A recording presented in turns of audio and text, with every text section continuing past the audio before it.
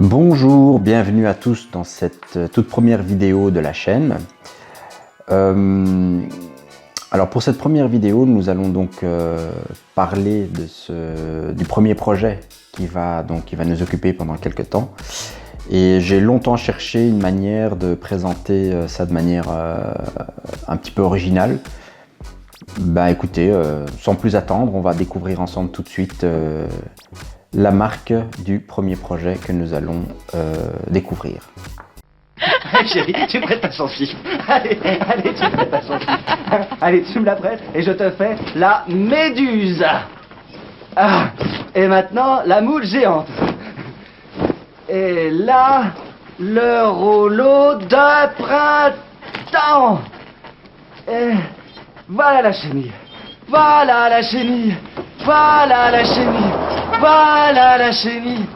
Voilà la chenille. Peugeot 106, c'est la première fois que les hommes sont fous de la voiture de leur femme. Peugeot, pour que l'automobile soit toujours un plaisir. Voilà, comme vous l'aurez compris, il s'agit de la Peugeot 106. Oui, j'ai présenté ça sous forme de publicité. Ça permet de revoir un petit peu les priorités et les points qu'on soulignait à l'époque, en tout cas au fur et à mesure. Je pense que je vais faire à chaque fois ça pour chaque véhicule. Essayer de retrouver une publicité de l'époque et à chaque fois vous la présenter de cette manière. Alors pourquoi la 106? Aucune raison particulière, si ce n'est que c'est une voiture que j'aimais beaucoup quand elle est sortie. Elle a rien d'exceptionnel, mais je trouve qu'elle avait une petite bouille sympa et qu'elle se fondait très bien dans le décor et qu'elle était plutôt bien réussie. Ça c'est tout à fait personnel évidemment comme goût. Alors la 106, pour savoir un petit peu d'où elle vient, elle succède en fait non pas à la 105, puisque je crois que la 105, corrigez-moi si je me trompe, c'est une mobilette d'un cyclomoteur, mais elle succède bien à la 104, qui était sortie en 1972 et qui était en fait une collaboration à la base entre Peugeot et Renault.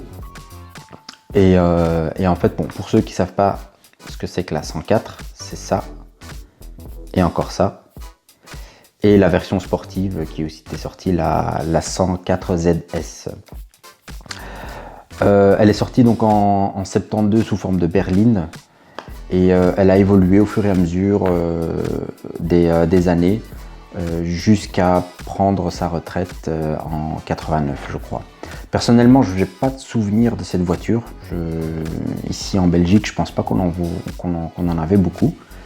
Et en tout cas, elle m'a pas marqué, mais bon, à l'époque, j'avais pas encore 10 ans, donc c'est peut-être pour ça aussi qu'elle m'a pas plus que ça interpellé.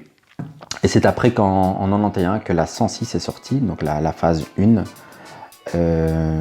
qui était censée remplacer la 205, mais la 205 a encore continué comme ça, en production, je crois, jusqu'en 98. Voilà, donc celle que j'ai moi ici, c'est une 106, une 1100, c'est une des dernières, une de 2003. C'est la version avec le pack sport, les élargisseurs d'ailes, etc. Je vous montre quelques photos ici. Et parce que quand je l'ai acheté, je pensais pas faire des vidéos ni quoi que ce soit. Et donc j'avais simplement pris des photos. Et donc vous voyez, il y a eu des petites modifications par l'ancien propriétaire. Je ne ferai pas de commentaires sur l'aspect stylistique qu'il a voulu lui donner. En tout cas, moi, le but, c'est de lui redonner son aspect d'origine, propre et sans fioritures. On va la découvrir tout de suite ensemble maintenant. Alors, voilà la bête.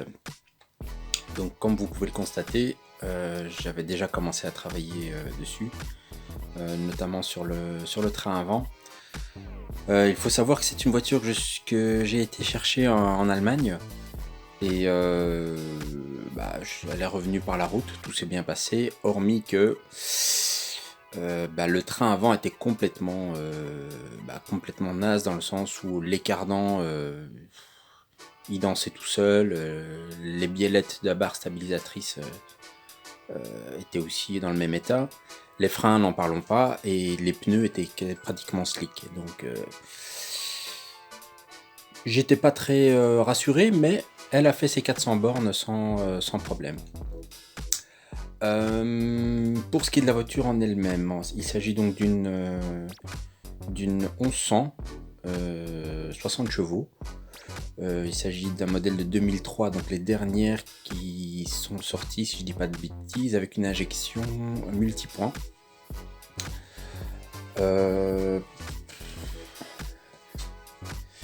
La particularité de celle-ci, il n'y en a pas, si ce n'est qu'elle est équipée de la clim d'origine. Et quand j'ai commencé à regarder ce qui se passait dans le compartiment moteur, j'ai rien remarqué de bien grave, si ce n'est au moment de démonter la boîte à air, et bien que le soufflet de crémaillère était complètement bouffé. Donc j'en ai un nouveau, on va le remplacer, on va faire le nécessaire pour ça, bien le graisser surtout. Et j'ai trouvé un tuto sur internet pour le remplacer. C'était à la base pour une Saxo, mais bon, la Saxo c'est la même voiture, le même moteur.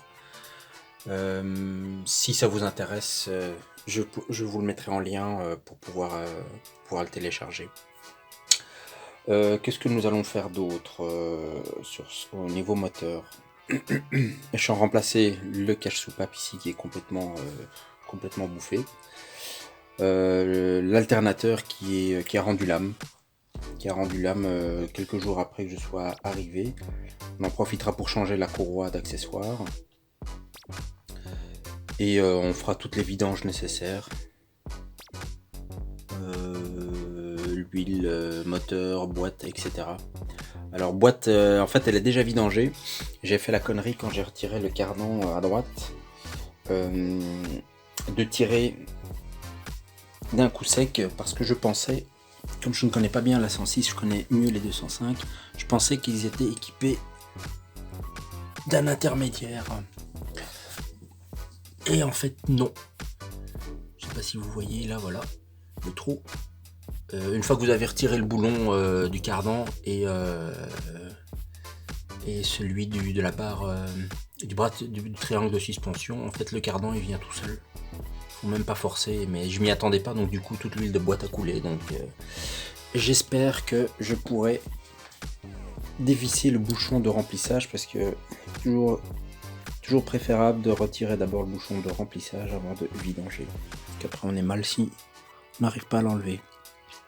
J'ai déjà fait le côté droit, je dois encore faire le côté gauche. Pour l'avant, il n'y a rien de spécial, et on va un petit peu traiter, vous voyez les différents points de rouille qu'il y a. On va les traiter et mettre un produit dessus pour pas que ça s'aggrave. Quoi d'autre? Sur les photos, vous avez vu qu'il y avait des autocollants. Je laisse à chacun l'appréciation du goût. Moi, je les ai retirés. Ici, c'est la poussière que vous voyez dessus. Une fois lavé et simonisé, on ne verra plus rien.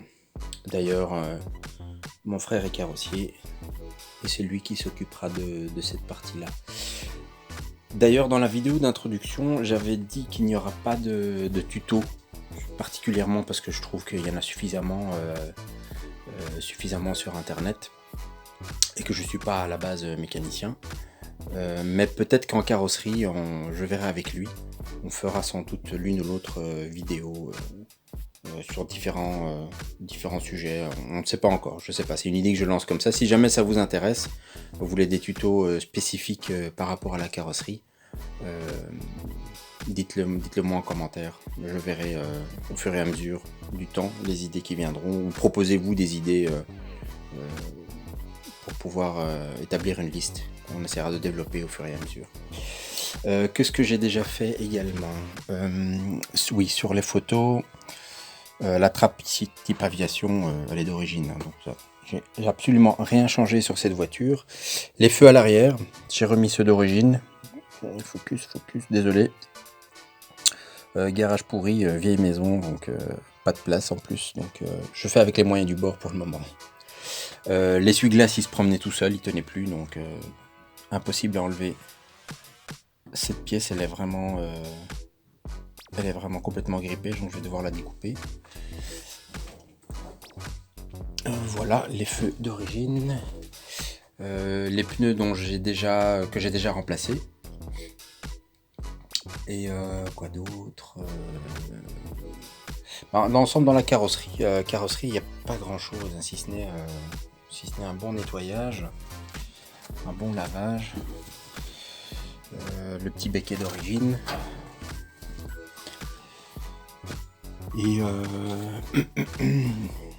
Et la sortie, le pot d'échappement Sebring qui a été monté par l'ancien propriétaire. Ah oui, et ma fille qui s'est amusée avec le petit cœur.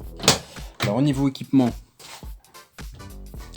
perso, moi j'ai jamais vu une voiture équipée comme ça, enfin une 106 équipée comme ça en Belgique, je ne sais pas en France, je ne sais pas dans les autres pays, mais apparemment en Allemagne elles sont relativement bien équipées.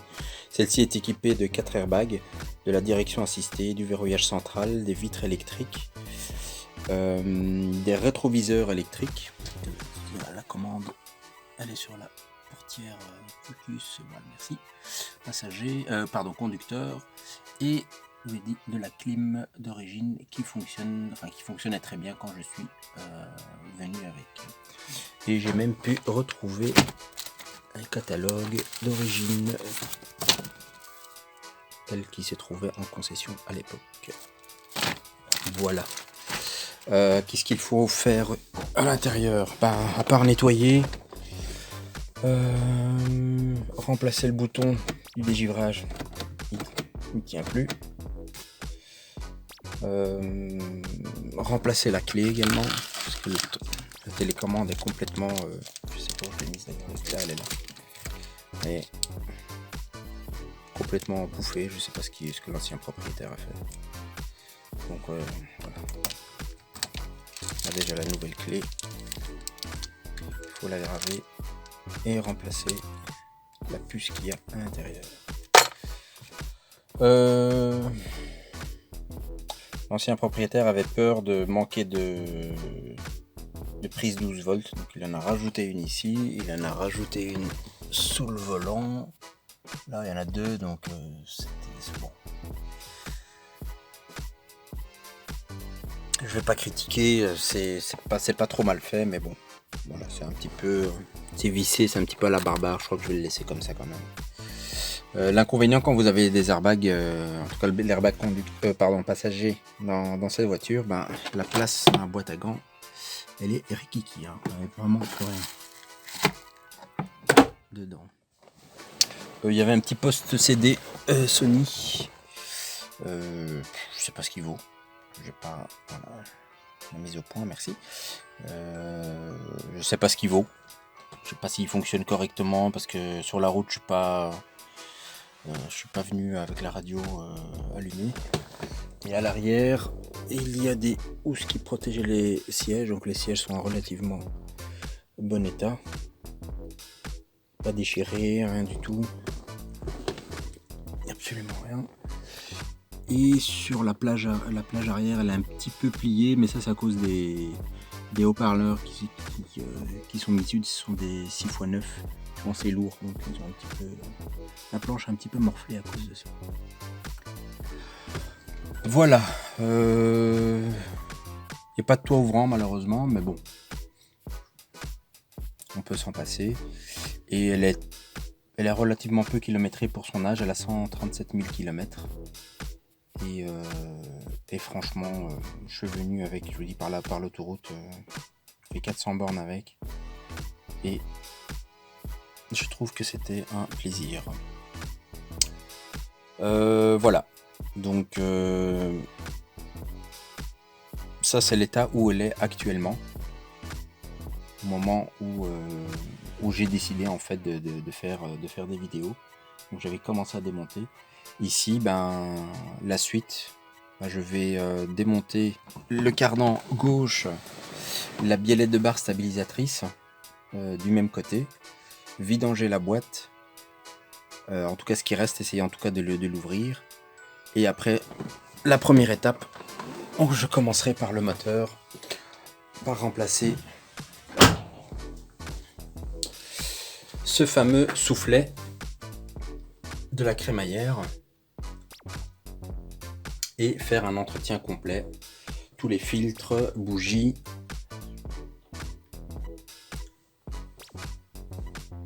Et je pense que c'est tout. Alors, pour le soufflet de crémaillère, si ça vous intéresse pour votre voiture, voilà. Ça, ce sont les références de la pièce que j'ai commandée. Voilà, toute neuve. Pas encore mise. En espérant que ça ira tout seul. Voilà les amis. Si vous avez des questions, des remarques, des suggestions, n'hésitez pas à les mettre en commentaire. N'oubliez pas de vous abonner et un petit like, ça fait toujours plaisir. Je vous souhaite une bonne continuation et je vous dis à très bientôt. Salut!